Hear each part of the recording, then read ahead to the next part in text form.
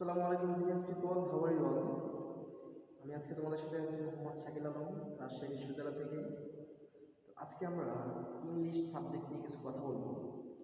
তোমরা যারা এসএসসি 27 এবং 28 রয়েছো, তোমাদের জন্য মূলত এই প্রোগ্রামটি। তো চলো শুরু করা যাক। ইংরেজি বা ইংলিশ, ইংলিশটা মূলত ইংলিশ শব্দ, আর ইংরেজিটা মূলত ফার্সি শব্দ। তো যেটাই বলি না কেন, এটা অনেকের কাছে একটু ভয়ের কারণ। অনেকে বলে ভাই আমি ইংলিশে পারি না লিখতে, গ্রামার ভুল করি, ওয়ার্ড মিনিং ভুল করি, ভোকাবুলারি পারি না, কিছু পারি না। তো এই যে না পারার আসলে কারণ কি? না পারার অনেকগুলো কারণ রয়েছে। যেটা হচ্ছে, প্রথমত আমরা হচ্ছে ইংলিশকে শিখি কি হিসাবে, কিছু গ্রামারের নিয়ম হিসাবে। Learn English as a set of some grammatical rules rather than a language. আমরা যদি ইংলিশকে একটি ভাষা হিসাবে শিখতাম বা একটি স্কিল হিসাবে শিখতাম, তাহলে আমরা সকলে ইংরেজি পারতাম। আচ্ছা, তাই বলি, ইংলিশের বেসিক আসলে কীভাবে ঠিক করতে হয়? কোনো বিষয়ের বেসিক ঠিক করতে হয় কীভাবে? ধরো, বাংলাদেশে একটা শিশু জন্মগ্রহণ করলো। সে যখন কথা বলা শুরু করে, সে কি কখনো 9-10-এর যে ব্যাকরণ বইটা আছে, এইটা পড়ার পর কি সে কথা বলা শুরু করে অফিসিয়ালি? অথবা ইংল্যান্ডে যখন কোনো একটা, আমেরিকায় যখন কোনো একটা শিশু জন্মগ্রহণ করে, তখন কি সে অ্যাডভান্স লার্নার্স এর গ্রামার পড়ে, তারপর কি সে এসে ইংরেজি বলা শুরু করে? এরকম ব্যাপারটা মোটেই এমন নয়। ব্যাপারটা হচ্ছে, তারা ইংরেজিকে ব্যবহার করে মূলত তাদের প্র্যাকটিক্যাল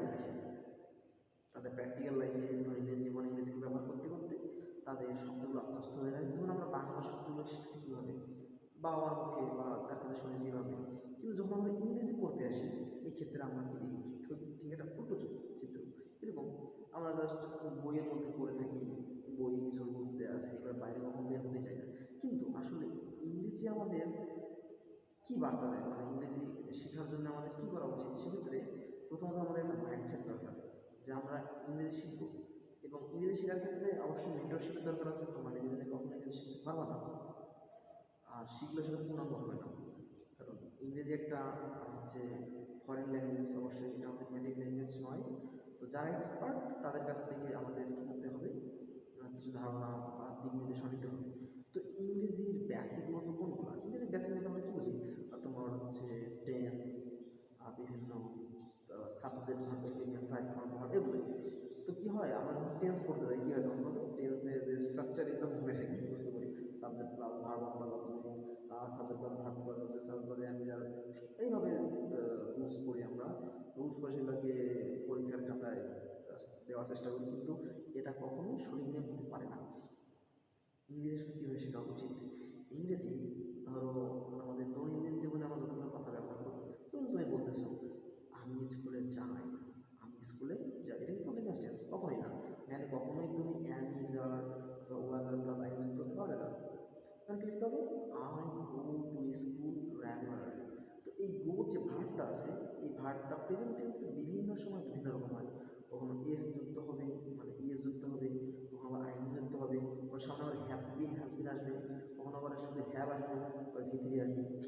এইগুলো হচ্ছে জাস্ট প্র্যাকটিসের বিষয়, এগুলো মুখস্থ করার কোনো বিষয় না। যখনই শিক্ষার্থীরা এটা মুখস্থ করতে যায়, তখনই তারা মূলত এখান থেকে পিছলে পড়ে আর কি ইংরেজি শেখার ক্ষেত্রে। আর ইংরেজি যে অনেকেই বলে ভোকাবুলারি মুখস্থ করতে জানে, এটা একটা জাতীয় সমস্যা, সবার এই প্রবলেমগুলো আছে। এটা প্র্যাকটিসের মধ্য দিয়ে মূলত ইংরেজির ভোকাবুলারি, সিনোনিম অ্যান্টোনিমগুলো মুখস্থ করতে হয়। তো আজকে আমরা যে টপিকটা নিয়ে আলোচনা করবো, সেটা হচ্ছে টেন্স। তো টেন্স নিয়ে প্রথমে আলোচনা করার কারণ হচ্ছে, টেন্সটা এতটাই গুরুত্বপূর্ণ যে টেন্সের উপর ভিত্তি করেই ইংরেজির গ্রামার, পুরো গ্রামার দাঁড়িয়ে আছে। আচ্ছা, কেউ যদি বলে তোমাকে এসে আমি গতকালকে স্কুলে যাব, কেউ যদি কখনো বই হাত দিয়েও না ছুঁয়ে, এই বাক্যটা কি তার সঙ্গে আসবে না? যে আমি গতকালকে স্কুলে যাব, এখানে একদিকে গতকাল একটা অতীতকাল, আবার যাবো এটা একটা ভবিষ্যৎকাল। কীভাবে এটা হয় বাক্য? এই এই সাধারণ বিষয়টাকে ধরতে পারবে, তার মধ্যে হবে তার বেসিক ক্লিয়ার আছে। আমি যদি বলি, কেউ যদি বলে হি ডু দ্য ওয়ার্ক, হ্যাঁ, হি ডু দ্য ওয়ার্ক, এটা মানে কি বলবে যে ঠিক আছে, মানে কোনো ঠিক নাই। তো যারা বলবে যে ঠিক নাই, এবং কারেকশনটা দিতে পারবে যে এখানে হি হচ্ছে থার্ড পার্সন সিঙ্গুলার নাম্বার, যার কারণে ডু এর সাথে এস অথবা এস যুক্ত হবে ভার্বের সাথে। তো এই এতটুকু আরও কিছু বিষয় রয়েছে এগুলো জানার মধ্যে মূলত তোমার বেসিক ক্লিয়ার কিনা সেটা নির্ধারণ করা হয়। তো এই হচ্ছে ব্যাপার। আর টেন্স হচ্ছে পুরোটা পড়া লাগে আর কি, মানে বুঝতে হয়, আত্মস্থ করতে হয়, মুখস্থ না। মুখস্থ করলে কী হয়, আমরা তারপরে দিন ভুলে যাই, কিন্তু যখন আমরা প্র্যাকটিসের মধ্যে রাখি, ব্যবহার করি, তখন কিন্তু এগুলো ভুলে যাই না। আমরা ডেইলি ইউজে এগুলো ব্যবহার করে যখন দৈনন্দিন কাজ করবে, তখন এগুলো কিন্তু আমাদের মনে থাকে।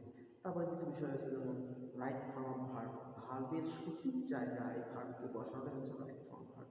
তুমি যে বললাম হি এর পরে ডু না বসে ডাস বসে, সি এর পরে মেক না বসে মেক্স বসে, কেন বসে?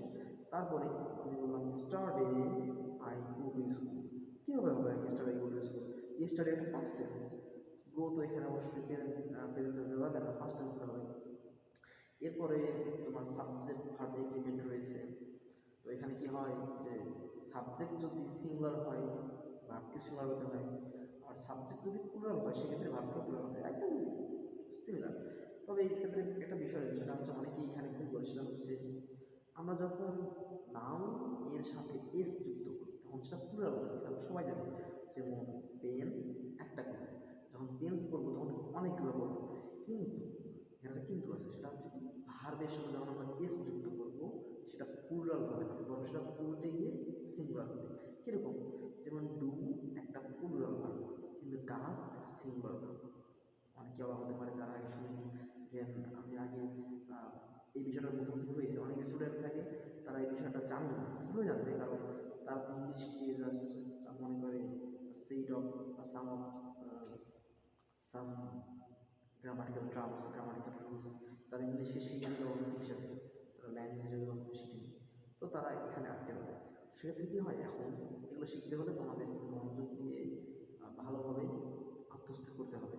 তো এখন ধরো কেউ ভেবে নিল যে নামের সাথে যদি আমরা এস যুক্ত করার কারণে প্লুরাল হয়, তো ভার্বের সাথে যুক্ত করার কারণে প্লুরাল হবে, তো সে পরীক্ষা যদি লিখে আসে, ধরো ফাইনাল পরীক্ষা দিতে গেছে, মনের সুখে সে লিখলো, লেখার পরে কী হলো, সে মনে সান্ত্বনা দিল যে আমি তো লিখে আসছি, শান্তি পাচ্ছি, ঘুমাচ্ছে, কিন্তু টিচারের চোখ আগেই ওখানে যাবে, মনে করো তুমি একটা নামটা লিখলাম, এটাকে বলা হয় গণিতক, 2 × 2 = 2 × 4 3 × 4 4 × 2 8 হয় এভাবে। তুমি মাঝখানে লিখলাম যে 5 × 2 11, তুমি এই নামটার উপরে এক্সপার্ট, নামটার উপরে এক্সপার্ট, তো তুমি কী হবে, ওই 11টা তোমার ভুল ওখানে যোগ করবে।